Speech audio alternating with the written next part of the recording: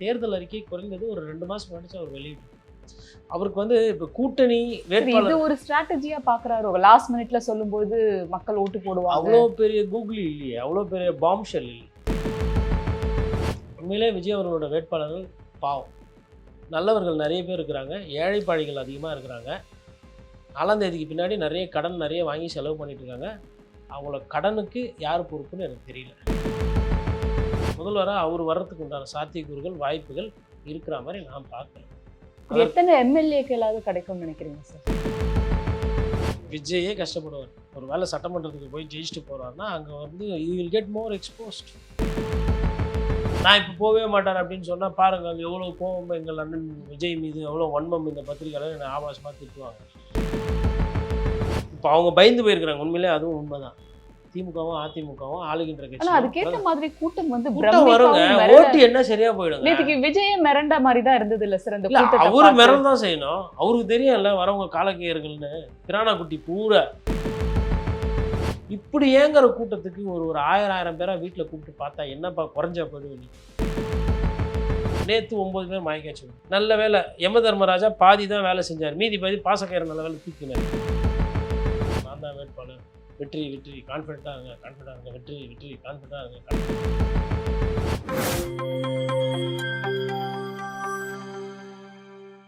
நியூஸ்பிக்ஸ் India நேயர்களுக்கு வணக்கம். இன்று நம்மிடையே நேர்காணலில் இணைந்திருக்கிறார் மூத்த பத்திரிகையாளர் திரு கோட்டீஸ்வரன் அவர்கள். சார் வணக்கம். வணக்கம். நேயர்களுக்கு அன்பு வணக்கம்.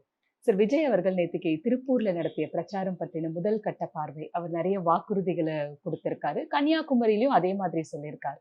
அவருடைய வாக்குறுதிகள்லாம் நிறைய எடுபடுற அளவுக்கு இருக்குன்னு பரவலா கருத்து தெரிவிச்சிருக்காங்க, இளைஞர்கள்ல இருந்து மக்கள் மத்தியிலையும் சரி. இது நீங்க எப்படி பாக்குறீங்க சார்? இளைஞர்கள் மத்தியில் கருத்து சொல்கிறாங்கன்றது ரைட்டு. பட் மக்கள் மத்தியிலலான்றது எனக்கு என்னமோ சந்தேகமாக இருக்கிறது. என்ன காரணம் அப்படின்னா, இன்னும் 6 நாள் 5 நாளில் தேர்தல் பரப்புரை முடிஞ்சு வாக்குப்பதிவுக்கு போகும்போது இப்போ தான் வந்து அவரோட என்ன செய்ய போகிறன்றதே விளக்கம் பண்ணுறாரு. சொல்கிறார் மக்கள்கிட்ட, நான் ஆட்சிக்கு வந்தால் என்னென்ன செய்வேன், விவசாயத்துக்கு இதை செய்வேன், நெசவாளர்களுக்கு இதை செய்வேன், காவல்துறையில் பெண்களுக்கு வந்து இந்த மாதிரி கழிவறைகள்லாம். இதெல்லாம் வந்து இப்போ தேர்தல் நேரத்தில் சொல்கிறதில்ல. இதெல்லாம் வந்து ஒரு 6 மாதம் முன்னாடி 7 மாதம் முன்னாடி இதை பற்றி பேசிக்கணும். தேர்தல் அறிக்கை குறைந்தது ஒரு 2 மாதம் முன்னாடி அவர் வெளியிட்டிருக்காரு. அவருக்கு வந்து இப்போ கூட்டணி வேட்பாளர் இது ஒரு ஸ்ட்ராட்டஜியா பாக்குறாரு. லாஸ்ட் மினிட்ல சொல்லும்போது மக்கள் ஓட்டு போடுவாங்க. அவ்வளோ பெரிய கூகுள் இல்லையே, அவ்வளோ பெரிய பாம் ஷெல் இல்லையே. 5000 ரூபா நான் கொடுக்குறேன் அப்படின்னு ரைட், ஓகே. எடப்பாடி 10,000 ரூபாய் தான் சொன்னார், 5000 ரூபாய் சொல்லிடுறாரு.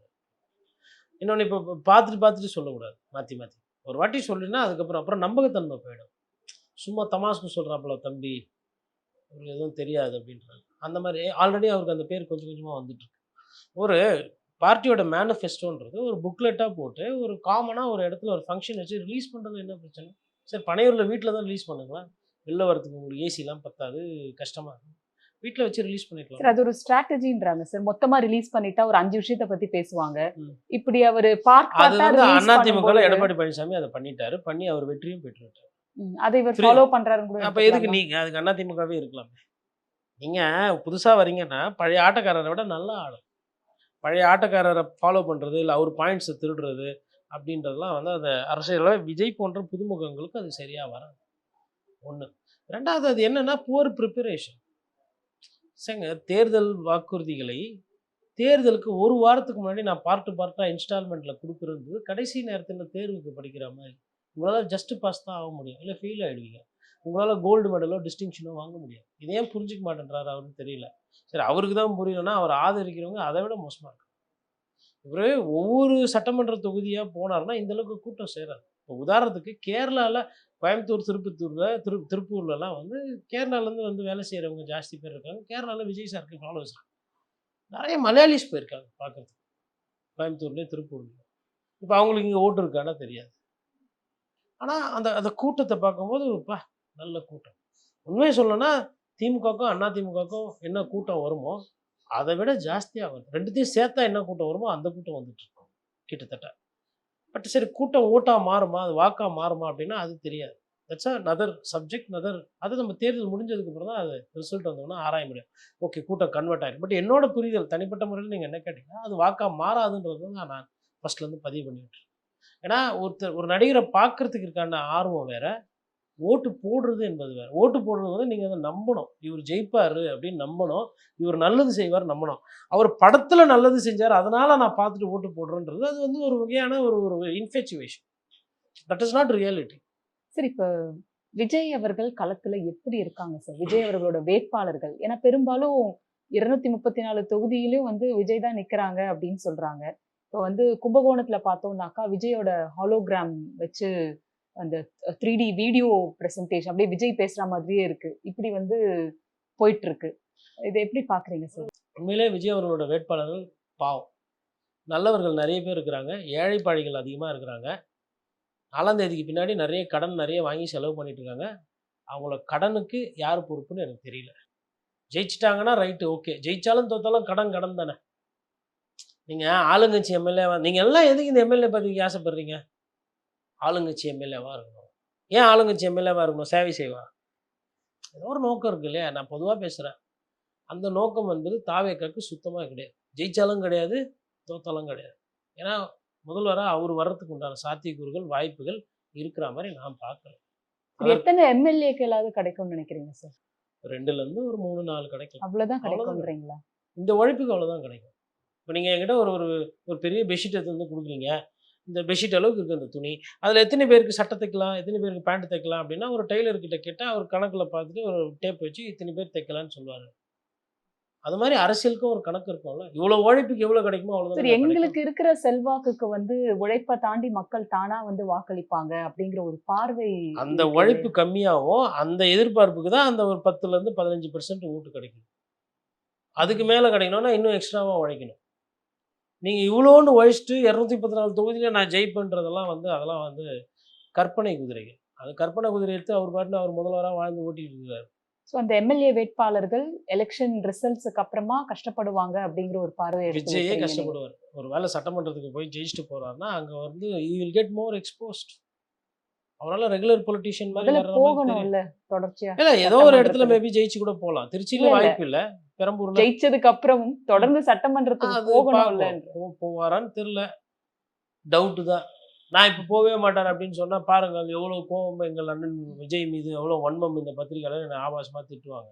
நான் என்ன சொல்கிறேன், ஜெயிக்கிட்டோம், டெய்லி தான் போட்டோமே, வரட்டுமே, அங்கே இருக்கிறவங்களெல்லாம் பார்க்கட்டும், கேள்வி கணைகளை துளைக்கட்டும், அப்படியே முதல்வரை திக்குமுக்க ஆட வைக்கட்டும், படத்தில் பேசுகிற மாதிரி பஞ்சு டயலாக் நேரில் பேசினா நல்லா தான் இருக்கும். நாங்கன்னா யாருன்னா வேணான்றோமா? ஒன்றும் இல்லைங்க. அதுக்கப்புறமா வந்து அந்த பிரச்சாரம் இப்போ இந்த வேட்பாளர்கள் பற்றி பேசிட்டோம். அந்த வேட்பாளர்கள் வந்து உண்மையிலே ஏன்னா அந்த வேட்பாளர்களுக்கு விஜய் அவர்களே ஹெல்ப் பண்ண மாட்டேன்றாரு. அதுதான் உண்மை. அந்த வேட்பாளர்களை விஜய் என்ன பண்ணோம், கையை பிடிச்சி கூப்பிட்டு போயிட்டு ஒரு ஒரு ஒரு ஒரு ஒரு சட்டமன்ற தொகுதியாக போயிட்டு அறிமுகப்படுத்தி இவர் தான் நிற்கிறாரு, இந்த அம்மா தான் நிற்கிறாங்க, என் தங்கச்சி இது, என் தம்பி இது, ஓட்டு போடுங்க, எங்கள் அண்ணன் இது, என் சித்தப்பா மாதிரி ரொம்ப அறிவானவர், கரெக்டாக இருக்கும், தப்பு பண்ண மாட்டார், நம்பலாம் நீங்கள், இவர் பேர் உமாசங்கர். இது மாதிரி ஒரு ஒரு ஊருக்கு ஒரு ஒரு வேட்பாளர் போய் அறிமுகப்படுத்தி அந்த வேட்பாளருக்கு ஒரு வசீகரத்தை ஏற்படுத்தி கொடுத்து வாக்குகள் அதிகமாக வாங்க அவங்க வெற்றிக்கு பாடுபடணும். வேட்பாளர்களோட முகத்துல என்ன பார்த்து என்னோட வசீகரத்தை வந்து அதான் நீங்க பொம்மை போகுது, ஸ்டிக்கர் போகுது, ஹாலோகிராம் போகுது. ஜுராசிக் வேர்ல்டு படம் பார்த்த மாதிரியே இருக்குது. விஜய் அவர்கள் ஹாலோகிராமில் வருது. கடைசியாக அதில் தான் கும்பகோணம் வேட்பாளர் வினோத் அவர்கள் அவர் உபயோகப்படுத்தி நிலைமை பாவம். அப்படி நான் அது எதுக்கு அந்த வேட்பாளர் போய் குறை சொல்றது? ஒரிஜினல் வரல, அதனால டூப்ளிகேட் வச்சு அப்படியாவது பண்ணலாம் அப்படின்ற ஒரு பார்வை. ஒரிஜினல் தான், டூப்ளிகேட் தான். டூப்ளிகேட்டை வச்சு ஓட்டு கேட்குறீங்க. இப்போவே டூப்ளிகேட்டு, இன்னும் எவ்வளோ டூப்ளிகேட் வரும் நீங்களாம் வந்தா? ஒரிஜினலுக்குன்னு ஒரு மரியாதை இருக்கு. இது வந்து அதெல்லாம் வந்து அதாவது இதெல்லாம் வந்து மக்கள் சம்மந்தப்பட்ட விஷயம் அரசியல்ன்றது. இதுலலாம் வந்து நீங்கள் பிரபலமாக இருங்க, பிரபலமாக இல்லாமல் போங்க, அது வேற விஷயம். பட் உங்கள் இஷ்டத்துக்கு இது பண்ண முடியாது. ஒரு வேட்பாளருக்கும் இல்லை ஒரு கட்சி தலைவருக்கும் பொதுமக்களுக்கும் இருக்கிற ஒரு பந்தம்ன்றது அந்த தேர்தல் நேரத்தில் குறைந்தபட்சம் போய் ஓட்டு கேட்கறது. அது நாகரிகமாக பார்த்தாலும் சரி, இல்லை ஒரு பந்தமாக பார்க்கலாம். அப்போ அவருக்கு பந்தமும் கிடையாது, நாகரிகமும் கிடையாது, ஒரு ஒரு ஒரு மண்ணும் தெரியுறது கிடையாது. சும்மா இந்த பாட்டு போட்டுட்டு இந்த இளைஞர்கள் கூட்டத்தை காட்டி எல்லா கட்சியும் பயன்படுத்திட்டு இருக்காங்க. இப்போ அவங்க பயந்து போயிருக்கிறாங்க. உண்மையிலே அதுவும் உண்மைதான். திமுகவும் அதிமுகவும் ஆளுகின்ற ஆனா கட்சி அதுக்கேத்த மாதிரி கூட்டம் வந்து கூட்டம் வருங்க. பிரமிப்பாவும் மிரள. ஓட்டு என்ன சரியா போயிடுங்க. நேத்துக்கு விஜயே மிரண்ட மாதிரி தான் இருந்தது இல்ல சார் அந்த இல்ல கூட்டத்தை அவரு பார்த்து. மிரள் தான் செய்யணும். அவருக்கு தெரியும்ல வரவங்க காலக்கையர்கள்னு. பிரானா குட்டி பூரா இந்த ஆற்றுலலாம் இறங்குனீங்கன்னா இந்த ஆப்பிரிக்காலலாம் பார்த்துருப்பீங்க. மாடு பெருசா ஒன்று இறங்கும். இறங்குனதுக்கப்புறம் பார்த்தா எலும்பு தான் இருக்கும். ஆனால் பூரா பிரானா குட்டி. நான் ஏன் பிரானா குட்டின்னு சொல்கிறேன், இந்த வார்த்தையை சொல்கிறேன்னா, இது பைப் இருக்குது, பிவிசி பைப்பு, கொடி. ஜாவ்லின் த்ரோ மாதிரி த்ரோ பண்ணுறாங்க ஒருத்தர். விஜய்க்கு அன்பை காட்டுறாராம். சரி லைட்டாக மிஸ்ரி மூக்கில் குத்திக்கிச்சு, இல்லை மண்டையில் குத்திக்கிச்சு, இல்லை கண்ணாடியை உடச்சி குத்திச்சு. அவரும் மனிதர் தானே. அவர்னா அர்னால்டு படத்தில் வர மாதிரி அந்த ஸ்டீல் பாடியா படத்தில் காட்டுற மாதிரி, டெர்மினேட்டரில் காட்டுவாங்க, அது மாதிரி எதுனாவா? அப்போது ஒரு தலைவனை எப்படி அப்ரோச் பண்ணணுன்னே தெரில. அப்போது இது மாதிரி ஒரு ஒரு ஒரு பைப்போடுங்கிற கொடியை தூக்கி வேற எங்கன்னா போட்டு கொடியை போட்டு, அதாவது கொடியை போட்டு அன்றைக்கே அதை கட்டுப்படுத்தி இருந்தால் இன்றைக்கி இந்த பிரச்சனை. அன்றைக்கி ரசிச்சிங்க, அன்றைக்கி அது ஆற வார்த்தா பார்த்தீங்க. நீங்கள் என்ன பண்ணுறாங்க, கொடியை தூக்கி போடுறான். கொடியை தூக்கி போடுற மாதிரி தான் குச்சிக்குது பைப்பு. பைப்பு வந்து மேலே படுது, குத்திக்குது, ஏதோ ஒன்று அடி. சும்மா லைட்டாக அடிபட்டாலுமே 2 நாள் லீவ் எடுப்பார் அவர். லைட்டாக அடிபட்டால் எத்தனை நாள் எடுப்பார்? யாருக்கு நட்டம்? நீ போட்டு போயிடுவே தொண்டனு. அங்கே வேட்பாளர்லாம் அண்ணன் வருவாருன்னு காத்துக்கிட்டு இருக்கிறான். யார் அவருக்கு பதில் சொல்கிறது? இல்லை கண்ணில் பட்டுச்சுப்பா, கண்ணில் பட்டு சிவப்பாயிடுச்சு, எப்படி நடிப்பார் அவர்? ஹீரோயின்ஸ் கூட எப்படி டான்ஸ் ஆடுவார்? யோசிக்கணும்ல. மற்ற தொண்டர்கள்லாம் எப்படி நடந்துக்கிறாங்க? யாருன்னா எடப்பாடி பழனிசாமிக்கோ இந்த மாதிரி போட்டாங்களா? இல்லை யாருன்னா இவர் ஸ்டாலின் அவர்கள் போகும்போது கொடி, ஏன்னா திமுக கொடி நல்லா நீட்டாக இருக்கும் கம்பியோட, யாருன்னா தூக்கி ஜாவலின் மாதிரி ஓடி வந்து வாழ்க திமுகன்னு தூக்கி விட்டாங்களா? பண்ணுறது இல்லைல்ல. இதில் என்னன்னா, இவரை பார்த்து யாரோ ஒருத்தர் ஐடியா கொடுத்துருக்குறாங்க, ஸ்டாலின் சாருக்கு ரேம்ப் ஷோ போச்சு. எதுக்கு? யார் யாருக்கு எது எது அழகோ அது மெயின்டைன் பண்ணணும். சும்மா நான் வந்து அவர் பண்ணுறாரு பண்ணுறேன்னு பண்ணக்கூடாது. யார் கொடுத்த ஐடியாவோ தவறான ஐடியா, அது பண்ணக்கூடாது. ஒன்று கொடி, இன்னொன்று டெடி பேர் தூக்கி போட்டாங்க, பார்த்துருப்பீங்க. உடனே செக்யூரிட்டி எடுத்து கொடுக்குறாப்புல எடுத்து வச்சுனார் அண்ணன் டெடி பேரை. பார்க்குறதுக்கு நல்லா இருக்குது. சாங்ஸ்லாம் போட்டு அந்த அந்த மனசை பாருங்கள். அந்த தங்கச்சி குத்த அந்த பொம்மையை எப்படி அண்ணன் வச்சுக்கிறாரு. நான் என்ன கேட்குறேன், படமாக நடக்குதாங்க, இல்லை சீரியல் ஷூட்டிங் எதுனா போதா? மீம்ஸ் போட்டு வைரல் ஆக்கி ஆடி அப்படியே உணர்ச்சிவசமாக ஒரு பேக்ரவுண்ட் மியூசிக் ஒரு பாட்டை போட்டு பாருங்கள். இந்த இந்த மனசுக்கு ஓட்டு போட மாட்டிங்களா? நான் என்ன கேட்குறேன்னா, டெடி பேரு வந்து கொடுக்கறது தப்பே கிடையாது. இன்றைக்கி டெடி பேரை தூக்கி போட்டிங்க, உங்கள் அண்ணனுக்கு பாதுகாப்பு இல்லை, ஒய்ப்ளஸ் செக்யூரிட்டி இருக்குது. அந்த ஒய்ப்ளஸ் செக்யூரிட்டி எவனோ ஒருத்தன் அந்த குரங்கு பொம்மைக்குள்ளே எதையோ ஒன்று வச்சு போட்டான்ப்பா, டொம்முன்னு வெடியுது, என்ன ஆகும்? அப்போது ஒரு ஒரு இப்போ விஜய் அவர்கள் மீது கண்டிப்பாக அரசியல் காழ்ப்புணர்ச்சி இருக்குன்றதை நான் நம்புகிறேன். எல்லா தலைவர்களுக்கும் விஜய் வந்து பிடிக்கணும்னு அவசியம் கிடையாது. விஜய்க்கு வந்து ஏதோ ஒரு தீங்கு வருது, இல்லை விஜய் வந்து போறாருனா கூட அது விரும்பக்கூடாது. எல்லாரையும் சந்தேகப்படணுங்க ஒரு பத்திரிகையாளர்னா. உங்களுக்கு அரசியல் படுத்தப்படலன்னு தானே அர்த்தம். ஆல்ரெடி இந்த மாதிரி சம்பவங்கள் நாட்டில் நிறைய நடக்குது. இன்னைக்கு தேதியில் விஜய் அவர்கள் ஒரு அரசியல்வாதி. அரசியல்வாதின்றது பொது சொத்து. அப்போ அந்த பொது சொத்தை பாதுகாக்க வேண்டியதும் கடமை. நீங்கள் பாட்டுன்னு அன்பை வெளிப்படுத்துறேன்னு சொல்லிட்டு கோமாளித்தனமாக பண்ணிட்டு இருக்கீங்க. குச்சியோட கொடியை தூக்கி போடுறது, அவர் மேலே பொம்மையை தூக்கி கொடுக்குறது. இப்போ அந்த பெண்மணி கொடுத்தது வந்து 100% அண்ணன் மேலே ஒரு தங்கச்சிக்கு என்ன பாசம் இருக்குமோ அந்த பாசத்தில், அதாவது கறந்த பால் எப்படி கலப்படம் இல்லாமல் இருக்குமோ அந்த மாதிரி ஒரு மனசில் தான் கொடுத்துருப்பாங்க அந்த தங்கச்சி. நான் அதை மறுக்கலை. இதை பார்த்துக்கிட்டு நாளைக்கு வேறு எவனா இதே மாதிரி தப்பு பண்ணுறவன், எடா குடம் பண்ணுறவன் பண்ணான்னா யாருக்கு பதில்? இதுதான் அரசியலுன்றது. ஒரு அரசியல் தலைவர்னா இன்னொன்று அவர் மேலே ஒரு பெரிய குற்றச்சாட்டு என்ன நான் வைப்பேன்னா, நேரமே கொடுக்குறது. இப்படி ஏங்குற கூட்டத்துக்கு ஒரு ஒரு 1000 பேராக வீட்டில் கூப்பிட்டு பார்த்தா என்னப்பா குறைஞ்சா போயிடுவே நீ? இல்லை உன் வெயிட்டு குறைஞ்சிருமா? இல்லை உன் உடம்பு அப்படியே தங்க மாதிரி இருக்கிற உடம்பு எதனா பித்தளையாக மாறிடுமா?